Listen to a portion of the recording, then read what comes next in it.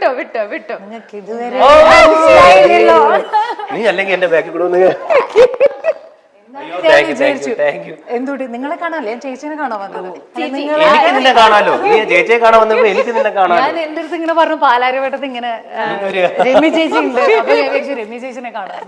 അല്ലാതെ നിങ്ങളെ കാണാൻ ആരെങ്കിലും ഇവിടെ വരെ നീ ആയിരുന്നു കുറച്ചുകൂടെ കണ്ണി കുത്തി ഒന്നുകൂടെ കുറച്ചും കൂടെ സർപ്രൈസ് അങ്ങോട്ട് എത്തിയില്ല. ഒന്നും കൂടെ വിചാരിച്ചു ഞാനായിരിക്കും എന്നുള്ളത്. ഇല്ല, ഞാൻ പിന്നെ രാസയ്യോ എന്ന് പറയാൻ വന്ന പിന്നെ ഐ നോ ദാറ്റ് പിന്നെ പറയുന്നത് എനിക്ക് അറിയായിരുന്നു. ഇദ്ദേഹമാണ് നമുക്ക് കുറച്ചു മുമ്പേ ലെറ്റർ എഴുതി തന്നത്, മനസ്സിലായോ? ഞാൻ ഓൺ ദ വേ വേറെ ഒരു എഴുത്തെഴുതി എനിക്ക് അയച്ചേക്ക്. മറ്റേ പോസ്റ്റ് കണ്ടിട്ട് എനിക്ക് ഇപ്പൊ എല്ലാരും ലെറ്റർ ഒക്കെ പറഞ്ഞില്ലേ, എല്ലാരും ഈ പറഞ്ഞ പോലെ മെസ്സേജ് അല്ല അയക്കുന്നത്. ഞാൻ അറിഞ്ഞില്ല. പിന്നെ എന്തല്ല സുഖന്നെ? നീ എന്നെ ഇങ്ങനെ സ്നേഹിക്കും. കുറച്ചു നേരം വിഷമായിരുന്നു, പക്ഷെ കണ്ണൊക്കെ പൊത്തി കഴിഞ്ഞപ്പോ എനിക്ക് സുഖം തന്നെ. മറ്റേ സലിമോനോട് പറയണ പോലെ ഒന്നുകൂടെ പൊത്തു. അതെ, ഒന്ന് ശരിക്കും അത് മനസ്സിലായില്ല. നീ പൊത്തി കഴിഞ്ഞാൽ എനിക്ക് കറക്റ്റ് ആയിട്ട് എസിയിൽ നിന്നിട്ട് തണുത്തിട്ട് ഞാൻ പറയും ഇത് ഏതായി രൂപം, നിന്നെ ഇങ്ങനെ കാണാൻ ഭയങ്കര പാടാണ്, അല്ലെങ്കിൽ ഭയങ്കര ഫാഷൻ. കാവിലെ ഭഗവതി, കാവിലെ ഭഗവതി. ചേച്ചി സുഖമായിട്ടിരിക്കണോ? എന്തോ സുഖമായിട്ട് സുഖം സുഖം സുഖം. ഇത് നല്ല കുറിയൊക്കെ തൊട്ട് അതെന്താ കുറിയൊക്കെ തൊട്ട് വന്നേക്കണേ? അത് മണിക്കുട്ടൻ ഞാൻ മുത്തപ്പനായിട്ട് അഭിനയിച്ചാണല്ല, ഞാൻ റിയൽ മുത്തപ്പനല്ലേ. അത് ഞങ്ങളെ നാട്ടിലാണ്, ഞാൻ കണ്ടിട്ടുണ്ടായിരുന്നു. നാട്ടിൽ പോയപ്പോ ഇങ്ങനെ ഒരു പോസ്റ്റർ ഒക്കെ ഉണ്ട് അവിടെ പറശ്ശിനിയില്. അവിടെ ഐ ഫെൽ വെരി യുനോ ഞാൻ പറയണമെന്നുണ്ടായിരുന്നു, വെരി പ്രൗഡ് ഓഫ് യു. അങ്ങനെ ബിക്കോസ് മുത്തപ്പൻ എന്ന് പറഞ്ഞത് അത് ഞങ്ങളുടെ അവിടെ തന്നെയാണോ? അമ്പലത്തിനടുത്ത് തന്നെയാണോ? അമ്പലത്തിനടുത്തല്ല, തളിപ്പറമ്പാണ്. കാണുന്നതൊക്കെ ഉള്ളൂ. കണ്ണൂരിന്റെ സ്വഭാവമൊക്കെ ഉണ്ട്.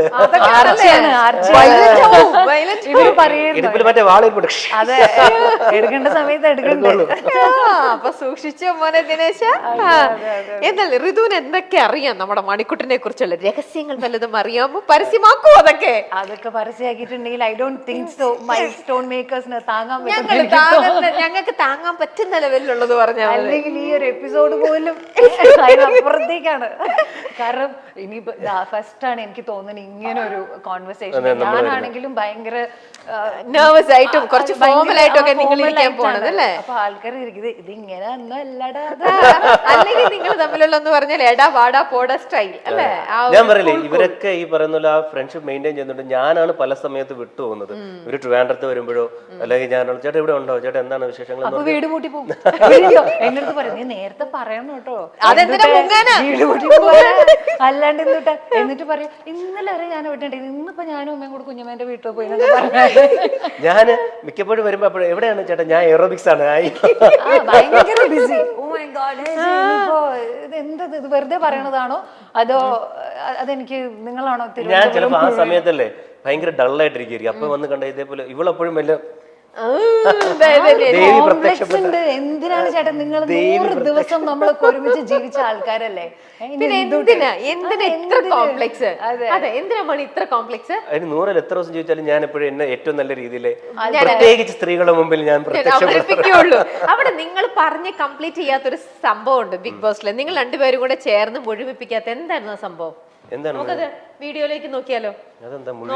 എന്താണെന്ന് പറ്റി പറയുകയാണെങ്കിൽ ആരൊക്കെ ഋതുവിനെ കളിയാക്കി പാട്ട്, മറ്റേ പാട്ടിന്റെ പേരെന്താ, രാസയ്യോ, ആ പാട്ട് കേട്ട് മടുത്തു എന്ന് ആര് പറഞ്ഞാലും എന്നെങ്കിലും ഋതുവിന് അത് പാടണമെന്ന് തോന്നുന്നെങ്കിൽ എന്റെ ചെവിയിൽ വന്ന് പാടുക.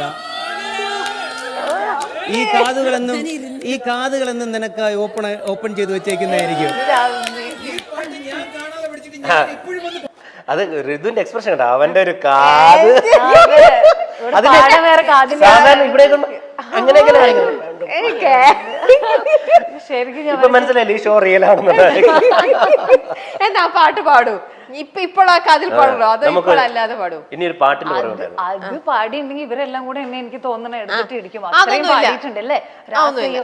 എനിക്ക് തോന്നുന്നു ഞാൻ പാടിച്ച മണിക്കൂട്ടൻ ചേട്ടൻ കൂടെ ഉണ്ടെങ്കിൽ ഞങ്ങൾ അവിടെ ആഘോഷമാക്കിയ ഒരു പാട്ടുണ്ട്, അത് പാടാം. എന്നാ അത് പാടും, ഏതെങ്കിലും ഒരു പാട്ട് പാടും. അതിപ്പോ പാടിക്കഴിഞ്ഞാൽ പക്ഷെ തല പാടാൻ കൂടെ നന്നായി പാടും.